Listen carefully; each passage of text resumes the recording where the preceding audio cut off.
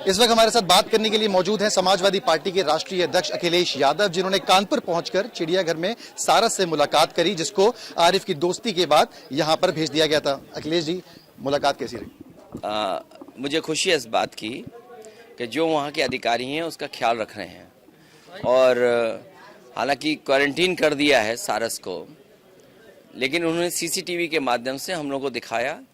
केवल सारस नहीं देखे बल्कि चिड़ियाघर में जो समाजवादी सरकार के समय पे काम हुए थे उनको देखा, और समाजवादी सरकार ने या समाजवादी लोगों ने कुछ चीज़ें वहाँ पहुँचाई उनको देखा, और जो पहुँचाई चीज़ें वो स्वस्थ हैं।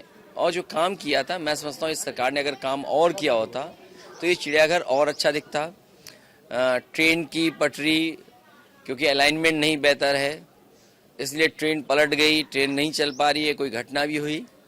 मुझे उम्मीद है कि सरकार इस पे भी ध्यान देगी और बहुत जल्दी बच्चों की ट्रेन भी इसमें शुरू करेगी। सबसे बड़ा सवाल ये है कि अगर कानून आरिफ के लिए है तो कानून सरकार के लिए भी है।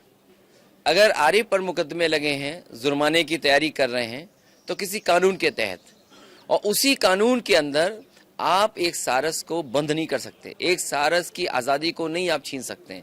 एक सारस को आप एक स्पेसिफिक टेक्निकल चीज़ें हैं उसमें ही उसके पिंजड़ा बनाया जा सकता है, उसी में रख सकते हैं।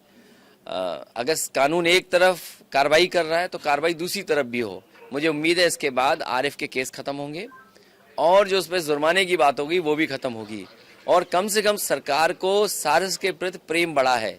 मुख्यमंत्री जी कह रहे हैं बारहसिंगा के लिए और सारस के लिए कोई सेंचुरी बनेगी। मैं मुख्यमंत्री जी से निवेदन करूंगा कि इसके लिए न बनाए सेंचुरी। अगर किसी के लिए सेंचुरी बनानी है तो उत्तर प्रदेश में लगातार सांड घटनाएं कर रहे हैं, सांड के लिए एक सेंचुरी बना दें। हमने देखा कि आपने ट्वीट भी करा कि अगर सारस को कानपुर भेजा गया है तो क्या गुल्लू को भी गोरखपुर भेजेंगे, इसके क्या मायने? नहीं, मायने ये है कि एक बहुत पुराना वीडियो है जो YouTube या आर्काइव में आप देख सकते हैं, जहां मुख्यमंत्री जी भी अपने प्रिय किसी को बिस्किट खिला रहे हैं। तो अगर वो अपने प्रिय को बिस्कुट खिला सकते हैं और जो अपना प्रिय उनका जानवर है उसके लिए कोई कानून नहीं है, तो फिर सारस के लिए कानून क्यों? अगर सारस को कैद कर रहे हैं तो आपने जिस प्रिय को बिस्किट खिलाए थे उसको कैद क्यों नहीं? और फिर देश के प्रधानमंत्री जी ने दाना खिलाया। अगर ये स्टेट बर्ड है सारस, तो प्रधानमंत्री जी का नेशनल बर्ड है हमारा मोर। तो जो कानून हमारे लिए है वो कानून और सख्त नेशनल बर्ड के लिए है। हम अपने घर में देखते हैं कि मोर आ रहे हैं, हम मोर को खिला रहे हैं। बहुत सारे लोग शहरों में रहते हैं जो चिड़ियों के प्रति, जानवरों के प्रति प्रेम रखते हैं, उनको लगाव है। वो क्या कारण है मुझे नहीं पता क्यों है लगाव, लेकिन वो समय समय खाना खिलाना, इलाज कराना, ये सब इंतजाम करते हैं। तो कानून उनके लिए क्यों नहीं कार्रवाई कर रहा है? कानून इसलिए कार्रवाई कर रहा है क्योंकि मैं सारस से मिलने चला गया, यहाँ के विधायक से मैं मिला, तो सरकार ने यहाँ के विधायक को कितनी दूर भेज दिया। मैं सारस से मिलने चला गया तो सारस को उन्होंने कैद कर दिया। आशंका यहाँ से भी कहीं भेजा जाएगा? नहीं, अब क्या भेजेंगे, अब इससे ज्यादा इटावा भेज दें। इटावा में सबसे ज्यादा सारस है तो हमें और खुशी होगी कि कम से कम सारस जो नेचुरल हैबिटेट है उसका वहां पहुंच जाएगा तो और अच्छी बात है। आपने बात करी खुले सांड की, तो हमने देखा कि अतीक के काफले में अतीक जिस गाड़ी में बैठा था उस पर भी एक गाय टकराई, क्या कहें? तो देखिए ना, आप देखिए, इससे सीरियस सवाल ये है कि देश के प्रधानमंत्री जी आए थे और 2022 के चुनाव में उन्होंने कहा कि इन जानवरों के लिए हमने एक इंतजाम और पॉलिसी बना ली है। अब आप ये बताइए, 1 साल चला गया, 2 बजट आ गए हैं, तो आपने क्या इंतजाम किया है? कोई दिन उत्तर प्रदेश में नहीं जाता है जिस दिन सांड की वजह से किसी न किसी की मृत्यु न हो रही हो। आखिरी 2 सवाल लेंगे फिर खत्म करेंगे। आपने बात करी अतीक अहमद की, मैंने बात करी। ये बताइए कि 1 महीने से ऊपर का समय हो गया है और अभी तक जो शूटर्स हैं उनका कोई पता नहीं है। देखिए, बीजेपी इस केस को और ड्रैग करना चाहती है, और जिन चैनलों को वो बजट देते हैं, क्योंकि सूचना विभाग का 2000 करोड़ का बजट है, तो वो आखिरकार किन चैनलों पे खर्च होगा?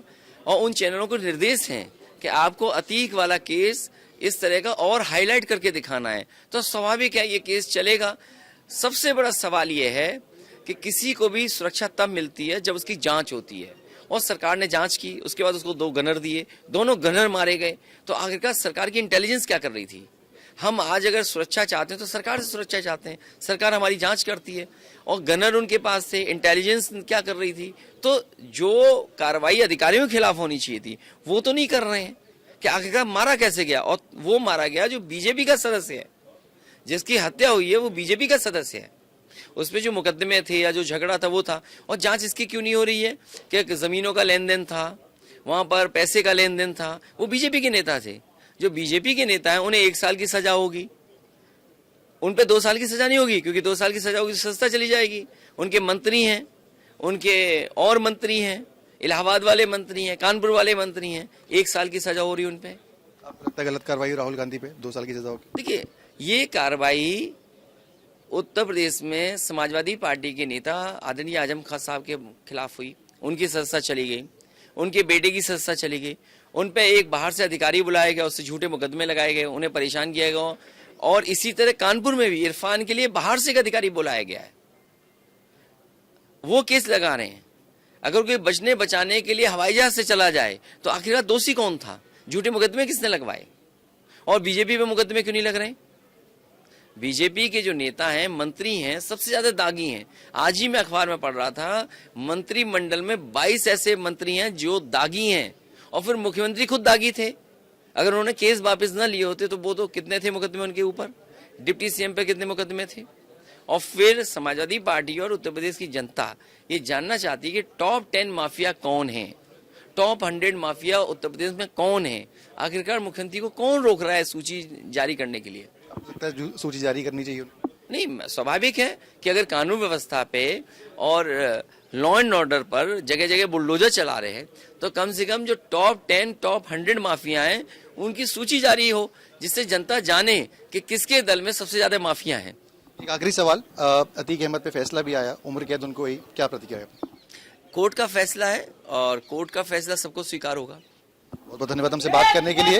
ये थे राष्ट्रीय अध्यक्ष समाजवादी पार्टी के अखिलेश यादव, जिनका कहना है कि सरकार सूची जारी करे कि कौन टॉप जो 10 क्रिमिनल है, और साथ ही साथ ये भी बताए कि एक तरफा कार्रवाई जो कर रही है क्या वही कार्रवाई वो अपने बीजेपी के नेताओं पे करेगी या नहीं।